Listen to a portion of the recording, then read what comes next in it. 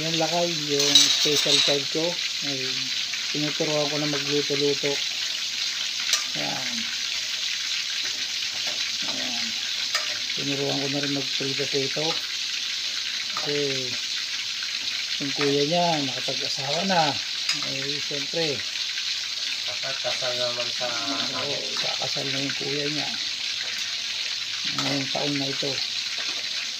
Eh, paano kung siya na lang mag-isa, eh, mas maganda yung may alam. Kaya habang nandito pa tayo, turuan na natin siyang magluto-luto. Yan ang special child ko.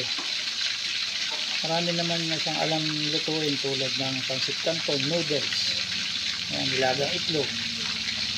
Pero natatakot lang siyang magprito-prito, kaya inaalalayan ko, kaya siya ay nagpiprito ng tilapia. Ayan o, tilapia. O, patayin mo na yung isang kasirola mo, yan. O, pag madikit pa, wag mo munang baliktarin. Kaya mo muna. Ayan siya. Ano yung lakay, nabaliktad na. Tatakot lang siya kasi baka matalsika ng mantika.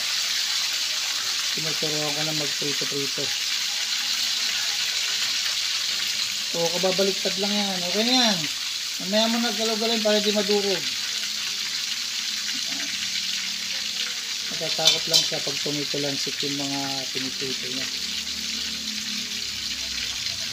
Marunong na magsaing kasi rice cooker ang gamit, kaya marunong na magsaing. Magluto ng pancit canton, painit ng tubig. Tapos ngayon prito-prito lang muna ituturo ko. Kasi pag yung mga minudo, igado, mahirap na niyang maintindihan pa yan kasi masyadong maraming ingredients. O ayan lakay, ingat-ingat kayo, God bless. Nakaprito na siya. Ngayon lang yan. Patuluin mo ng mantika. wala na lang. Sige. Nakaprito ka na? Ayan. Prito niya o. Tilapia. Mamaya, baliktarin mo ulit yan.